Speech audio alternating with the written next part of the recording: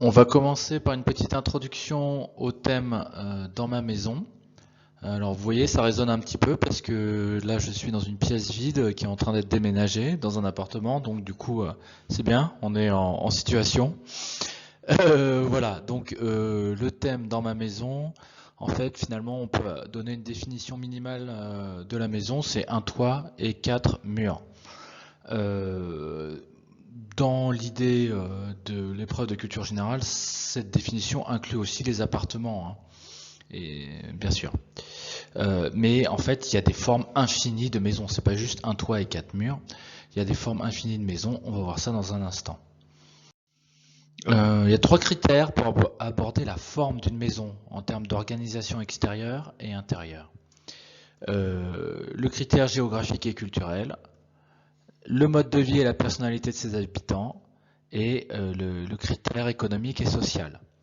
Dans cette première vidéo, on va s'intéresser aux critères géographiques et culturels. Le critère géographique et culturel, tout d'abord, puisque la forme de la maison dépend des circonstances géographiques. Quels sont les matériaux disponibles, les conditions climatiques. L'exemple par excellence, c'est bien sûr l'igloo, hein, qui est un type de maison qui est réservé aux pays nordiques, là où il y a de la neige, notamment les Inuits au Groenland. D'un autre côté, on a aussi la yourte mongole, qui est typique de la région de Mongolie, pour un habitat nomade. On remarque d'ailleurs que ces deux habitations sont pour les habitats nomades. Il y a toujours dans cette idée d'habitat nomade les tentes dans le désert. Alors vous voyez là, elles sont quand même absolument gigantesques, ces tentes, c'est absolument magnifique. Ça va être quelque chose à mettre en place, ça. Donc effectivement les tentes dans le désert. Les refuges de montagne en pierre, effectivement, qui sont des maisons, on va dire, de survie. Et aussi, on a village sur pilotis.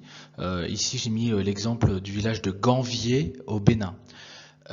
Tout ça montre effectivement que les maisons sont avant tout caractérisées par leur adaptation à leur environnement. Euh, Effectivement, sur un lac, on va faire des maisons sur pilotis. Dans le désert, on va plutôt privilégier les tentes ou les yourtes, les igloos ou les maisons de pierre dans les endroits froids, etc.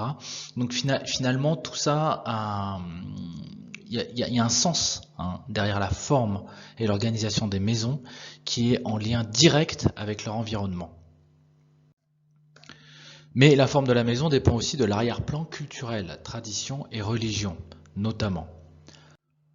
Un exemple, c'est le genkan. Le genkan, c'est l'endroit pour déposer ses chaussures dans la maison japonaise. Typiquement, dans une maison occidentale, on n'a pas ça.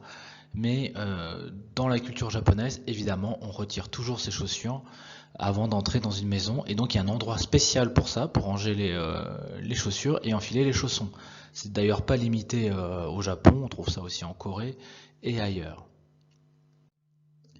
Dans nombre de cultures, il y a aussi la nécessité d'un espace pour Dieu. Les dieux, l'autel à domicile, l'espace sacré et parfois aussi le pylône. Euh, Par exemple, on va rester dans la maison japonaise. Ceci est un kamidana, c'est un emplacement qui prend quand même une certaine place pour pouvoir prier les dieux et les personnes défuntes de la famille. Et il y a tout un espace, parfois même une pièce entière qui est réservée à cet usage dans les maisons familiales au Japon. Au moment de la catastrophe de Fukushima, par exemple, les gens insistaient pour aller chercher les tablettes votives euh, et, et les cendres de leurs ancêtres, en fait. C'est quelque chose de très important. Et culturellement, c'est quelque chose effectivement qui est important dans l'organisation d'une maison. Ce lien effectivement avec les habitants précédents, cette continuité entre les morts et les vivants. Vous voyez que là, on tombe effectivement dans une symbolique culturelle. Un autre exemple, la maison balinaise, donc Bali qui est en Indonésie. Hein. Je ne sais pas si vous voyez où c'est l'Indonésie, on va dire que c'est en Asie du Sud-Est, un peu au-dessus de l'Australie, hein, avec trois espaces. Alors c'est pas la peine de retenir tout ça, mais bon, je les ai mis quand même.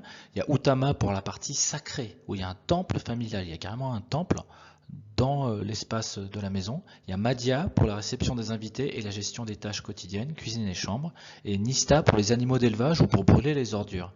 Il s'agit de là de la partie impure, on y trouve à proximité les toilettes.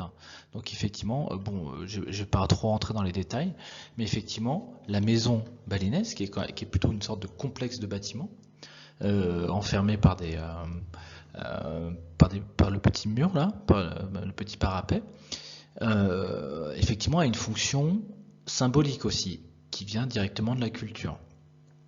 Et voici par exemple à Bali un temple de Ganesh, puisque je rappelle qu'à Bali, la religion dominante est hindouiste. Et les portes des maisons balinaises sont toujours trop petites pour éviter que les démons y entrent. Ça, c'est intéressant aussi. Donc, c'est une sorte de restriction culturelle dans la manière d'envisager l'architecture. Et évidemment, pour éviter que les démons y entrent, pour éviter que ce genre de, de bestioles viennent vous visiter à 3 heures du matin. Donc, effectivement, c'est assez sensé. Donc, effectivement, les maisons, c'est le premier critère, ont une apparence qui est délimitée par, d'une part, les conditions géographiques et naturelles, et d'autre part, la culture. Voilà, ça c'est pour le premier critère.